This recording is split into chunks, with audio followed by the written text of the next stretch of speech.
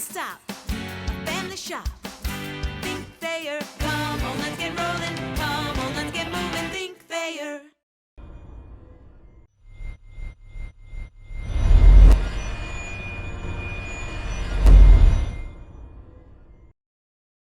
Things didn't work out quite like we wanted to last week in Columbus, but the sun did come up. We had a good workout last night and look forward to North Dakota this week. So with that, we'll take any questions. What was the mood of the guys after that? And how do you get them to bounce back after a loss like that? Well, you have no choice, you know, and that's just part of life, you know. It's adversity, and how you handle adversity and how you respond to it is what makes you who you are. The first thing that you got to do is you got to look yourself in the mirror and you got to be honest, and you've got to take action to fix the things that needs to be fixed. The bottom line is those are environments that we want to be in. Those are the teams that we want to play, and I'm never going to back down from that. That's where we want to be. Now, do we have a ways to go? Yes, we do. But those are aspirations, and everything that we do, that's what we're looking to accomplish.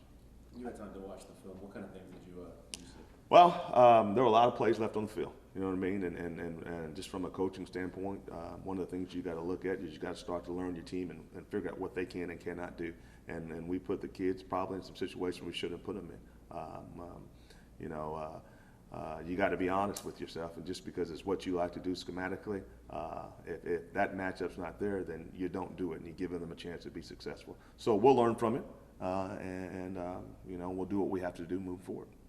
When you say there were a lot of plays left on the field, Coach, was it mistakes by Bowling Green or just Ohio State being Ohio State that caused them? A little bit of both. A little bit of both, man. They're a dang good football team, man, and they made a lot of plays that, that you don't see people make quite often. But at the same time, they did blow some coverages, and we did have some guys running open, and we didn't take advantage of it. You know what I mean? And we had our one-on-ones, and they won the one-on-one battles. And that's part of it. That's part of football, and you've got to give the other team credit for that. But in order to get to where we want to go and be the team that we want to be, you got to win some of those 50-50 balls. And that's kind of what we talked about last night to our young men. As crazy as this sounds, man, the operations of things were fairly smooth. There weren't a lot of silly penalties. We were running with a good tempo. We just didn't make plays. We've got to look at it as a coaching staff. Okay, like I talked about, did we put them in the best situations they possibly could have been? Maybe not. And so we'll look at it and we'll address that, because again, we've got a good football team, man.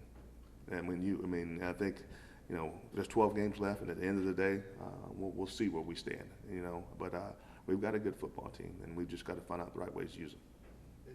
And when you say you need to put them in different situations or better situations, I mean, you're not switching to the wing T, but no, not at all. Are you adjusting? Not at all. What you're doing in terms of scheme, or what? You've got to look at your matchups. There'll be some games where we can go out there and we can, from a defensive standpoint, we can lock up and we can man up and we can press. We can go and we can be aggressive. And there's some games that you can't. You know what I mean? Some games you got to keep two on the roof and you got to make them earn it. We probably gave up 28 points on just doing things that putting our kids in situations that they shouldn't have been in. We've got to take responsibility for that, and we do. And at the same time, you got to challenge your student athletes too. They got to want to be in those situations. You know what I mean? So it's kind of a balancing act there. But at the end of the day, as coaches, we're in charge. As a head coach, I'm in charge. It's my responsibility, and I take responsibility for that.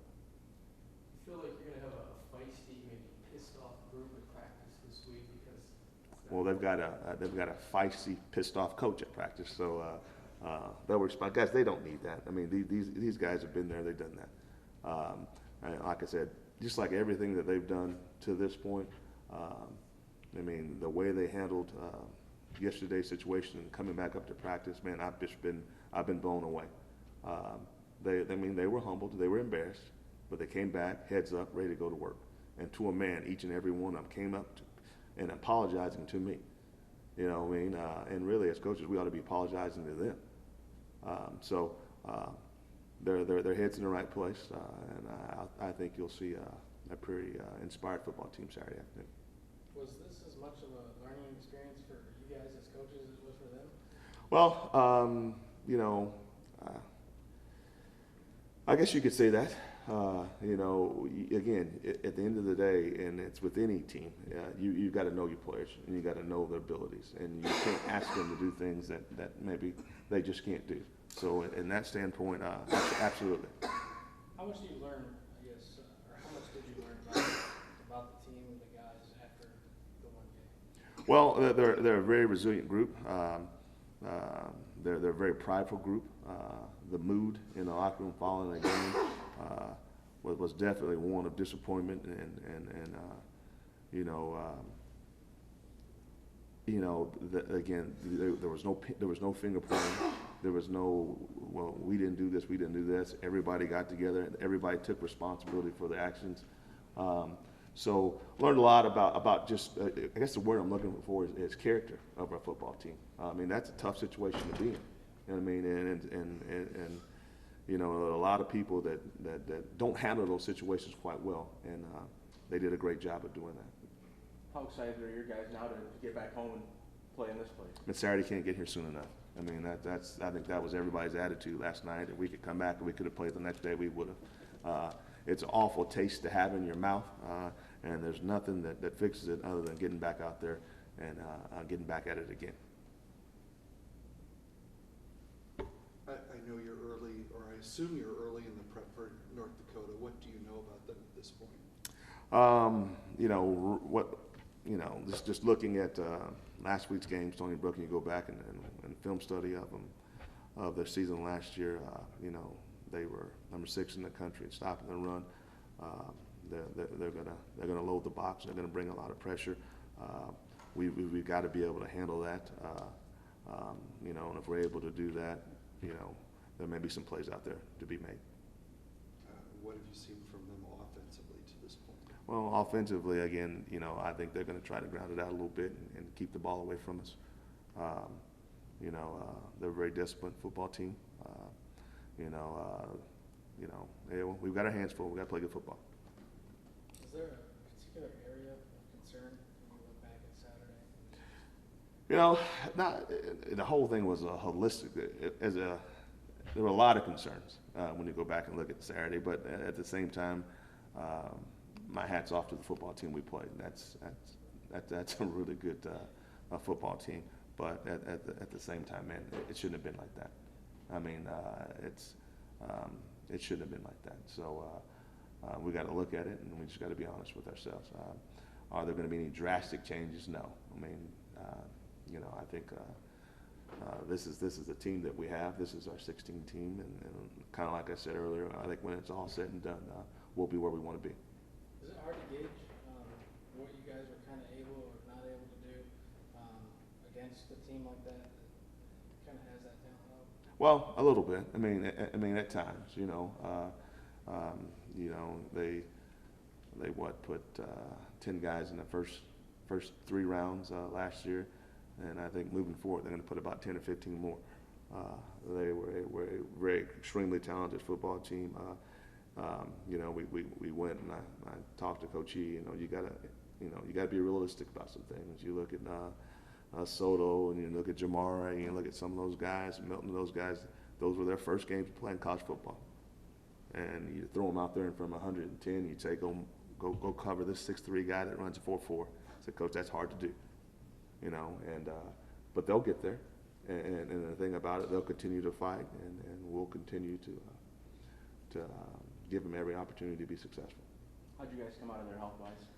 That was the one positive. That was the one positive of Saturday's debacle. We came out fairly injury-free, so we should be healthy this Saturday.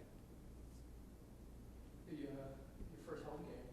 Yeah. How much you looking forward to taking the field out? Man, I'm just looking forward to playing football again. You know what I mean? And like I said, getting this taste out of our mouth. I know it's a very storied tradition. I know that it's the 50th anniversary of the Detroit. We've got a chance to get out on the campus and around the student body, and I know they're excited about their MAC champions coming back home, and we're ready to perform for them. There's a lot of teams in the FCS that pulled off some upsets this past week. Right. It's not a brand of football you can take lightly, is it? No, I mean, every win at this level, I mean, it is a tough one, and you know, that's why you've got to cherish it and you know, take advantage of your opportunities when they come.